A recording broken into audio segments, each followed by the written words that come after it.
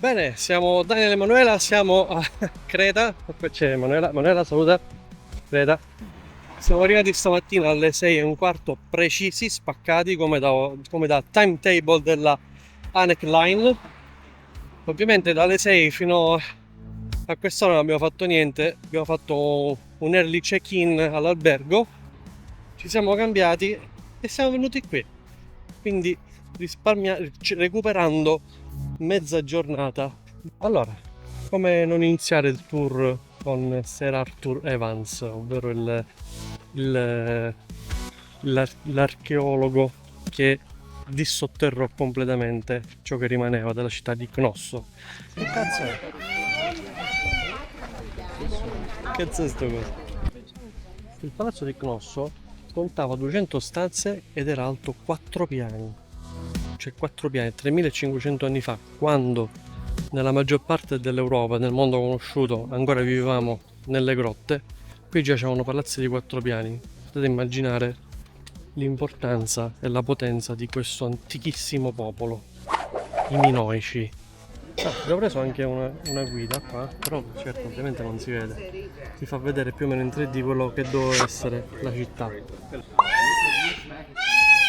Allora, chiaramente questa è una ricostruzione, non è ciò che è rimasto, è una ricostruzione di come doveva essere il palazzo. È stata progettata da Sir Arthur Evans, che ha immaginato questa costruzione qua.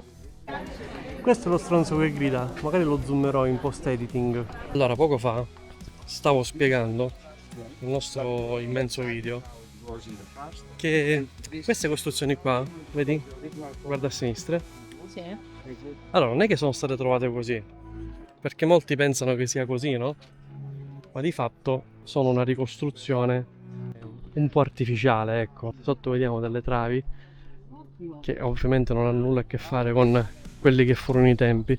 Quello che dovrebbe essere originale, se così si può dire, sono alcuni anfratti della città, tipo queste strade. Secondo le varie ricostruzioni il palazzo doveva essere esattamente così o quasi, anche con i colori. Probabilmente qui stoccavano olio, vino e altri oggetti preziosi. Si presume che al di sotto di questi depositi qua vi erano le merci più preziose, anche perché il deposito stesso era vicino proprio al palazzo del re. Nella parte superiore del sito archeologico c'è il santuario, elemento più importante di tutta la città di Cnosso. La sfortunatissima città di Cnosso. Amore, ti ho portato anche a Cnosso, visto? Grazie. Mm? La riproduzione della sala del santuario. Certo, immaginare che qui vivevano circa 80.000 persone. È impressionante. Fonti scritte, per quello riguarda le origini e la storia minoica, di fatto non ce n'è. Perché all'epoca non c'era la scrittura. L'unica forma di scrittura che è stata trovata era una scrittura commerciale, tranne per il disco di Festo, che noi probabilmente andremo a vedere al museo di Eraclio, che è una specie di testo di argilla, fatto di argilla, con dei geroglifici impressi sopra, però ancora non c'è una certezza di quello che c'è scritto, ci sono soltanto delle ipotesi. Il santuario tripartito, che sarebbe questo qua, secondo la religione minoica, raffigurava i 3 momenti della vita: l'oltretomba, la terra e il paradiso. E questa è la sala del trono, il trono più antico mai ritrovato al mondo. Una copia di questo trono è stata posizionata al tribunale dell'Aia. È un po' scomatino sto trono, È però. un culo piccolo, evidentemente. È impressionante quanto potevano essere avanti i minoici rispetto al resto della popolazione d'Europa. Non è là? Sì. Ti impressioni? Ti Sempre, impressioni? sempre. Qui si può capire quanto poteva essere imponente questo palazzo, se già non lo si fosse capito. 3500 anni fa.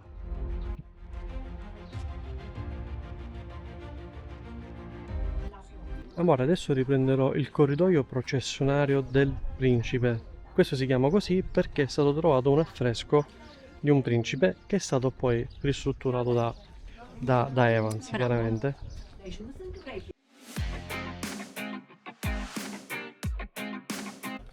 Anche se parliamo di 3500 anni fa, i disegni sono molto armonici. Chiaramente la terza dimensione non era ancora stata inventata nell'arte del disegno, si disegnava in 2 dimensioni, però c'è da dire che i disegni tendono comunque a un'azione, si vede che c'è una ricerca importante di quello che è il disegno. Guardate che bella minoica che abbiamo qua, eh? O minnoica, non lo so. Mini oiga. Mini o minnoica, dipende. O minnoiga. Proprio il fatto che siano mancate le fonti scritte sul popolo minoico lasciano questo alone di mistero impressionante. Guardate i colori, No, vabbè. eh? Cioè, guarda lì Sì. su. Ma i colori sono bellissimi, eh? Allora, i colori, devi capire una cosa, che molti pensano che sono colori originali.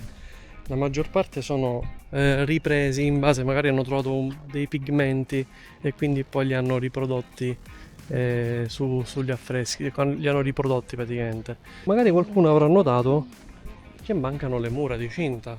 Il popolo minoico non costruiva città con le mura perché di fatto erano popoli fondamentalmente pacifici, non si aspettavano attacchi e di fatto non attaccavano territori vicini. Qui siamo su un'isola, abbiamo diverse città, abbiamo Festos, abbiamo Skara, ce ne stanno diverse. Erano delle piccole città-stato, per modo di dire, sempre dello stesso popolo, stesse usanze, stesse tradizioni, ma che quindi non si attaccavano. Commerciavano tantissimo con Micene, quindi con i Micenei. Non avevano motivo di ritenere che qualche popolo potesse attaccarli, anche perché la flotta minoica era veramente molto molto forte. Il declino dei minoici fu scaturito da degli eventi catastrofici come terremoti e maremoti. In particolare il maremoto che trasformò completamente Santorini, quindi il super vulcano di Santorini distrusse Santorini sostanzialmente, creando uno tsunami che poi arrivò fino a Creta, sommergendo le varie città. Questo almeno è la teoria, anche perché non si è mai capito come città così fastose siano state sostanzialmente distrutte soltanto da terremoti. Ci deve essere stato qualcosa che è sfuggito alla storia. Verso il 1465 a.C. fu assorbito dai Micenei. Dopo lo tsunami, il famoso tsunami di Santorini, si ebbe un blocco degli scambi commerciali con Micene. Micene sostanzialmente ritenette opportuno venire a vedere qui di persona che cavolo stava succedendo, anche perché la marina minoica fu completamente spazzata. Questo lasso di tempo in cui i minoici sono stati chiaramente privati della loro forza militare e economica ha permesso ai micenei di conquistarli praticamente, anche se alcune teorie, tra cui anche quella di Evans, fu quella non della conquista di tipo militare ma un assorbimento per aiuto rispetto alla tragedia che avevano appena subito.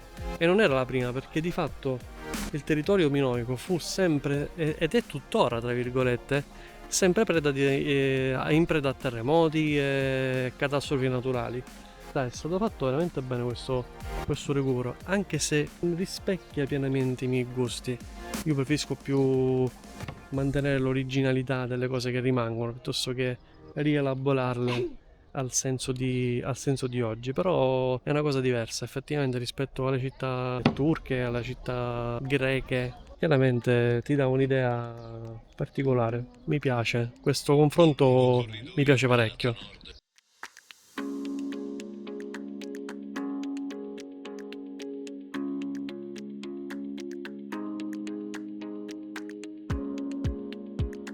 Ecco, quelle sono chiaramente case, abitazioni che erano a ridosso del palazzo. Il palazzo è qui.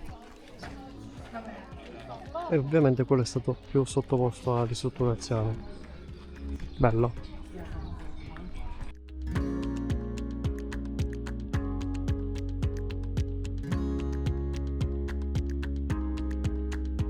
abbiamo appena visto la sala della regina, diciamo. In questa sala praticamente ci sono degli affreschi. In uno di questi affreschi è raffigurata un'immagine che dà molto a cui riflettere, perché sembrano delle iconografie egiziane. Perché? Allora, dovete considerare che a pochi chilometri qua sotto di Creta, a poche miglia nautiche, ecco, c'è l'Egitto. C'erano dei fiorenti commerci proprio tra Minoici, Micenei e quelli che furono gli antichi egiziani. Credo, no, non voglio dire una fesseria, tra la quarta e la settima dinastia. Molti egiziani venivano qui a vivere, a lavorare, a fare commercio, e evidentemente l'influenza artistica c'è stata, perché alcuni affreschi, seppur quelli pochi che sono rimasti, hanno comunque quella parvenza e quei colori tipici dell'Egitto, quindi l'ocra, le linee sottili sugli occhi, però ne sono rimaste veramente pochissime tracce. Una è lì dentro, solo che non si riesce a vedere perché purtroppo è chiuso. Veramente interessante. L'unica maniera per poter capire la grandezza di questo popolo è stata proprio quella di ricostruire anche in maniera un po' artificiale quella che era la città, una delle città simbolo, Cnosso. Altre città probabilmente sembreranno soltanto delle pietre, dei ruderi, come potrebbero essere, che ne so, questi che stiamo vedendo, privi di un significato ai più. Allora, non si vede molto perché purtroppo non posso... Si vedono le corna del toro e l'ulivo. Cosa stanno a significare questi simboli qua? Stanno a significare il fatto che la popolazione vivesse di olio d'oliva e il toro la potenza. Il toro rappresenta la potenza espressa dal sovrano. Deve essere molto bello entrare da questa parte della città. Di qua, amore. Era parecchio che mi interessava visitare questo luogo, per quanto non rispecchi appieno i miei gusti personali. Io preferisco le città greco-romane, però effettivamente questa è una cosa molto diversa che va fatta. Questa è la strada reale. Lì dobbiamo immaginare le abitazioni degli abitanti della città. Queste invece scalinate, che per noi sono degli scalini, di fatto faceva parte di un teatro, chiamiamolo teatro, non inteso come quelli greco-romani, ecco, ma proprio come luogo di culto, di balli e esibizioni.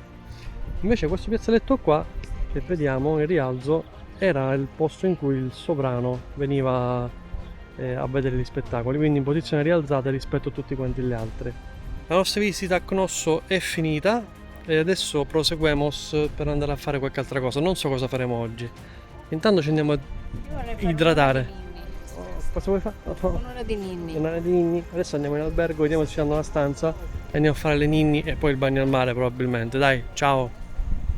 Bene, per concludere questa giornata di emozioni ci siamo infilati in un ristorante qua vicino che ha delle recensioni molto molto positive. Emanuela? Sì. Positive? Questo. E abbiamo preso una grigliatina. Vediamo delle carni miste. Classiche greche, pollo, salsiccia, puppetta, le patatine, le cose che piacciono anche a Emanuela. Insomma, è stata una giornata bella intensa, come potete vedere sono tutto rosso perché il sole picchia, e domani andremo alla scoperta di alcuni posti di Heraklion. Vediamo un attimino cosa riusciremo a inventarci. Le destinazioni sono museali, se riusciamo, vediamo che riusciamo a vedere, vero amore? Io mangio. Mangia amore, mangia. Il pancino del mio amore è vuoto, povera bimba. Saluta.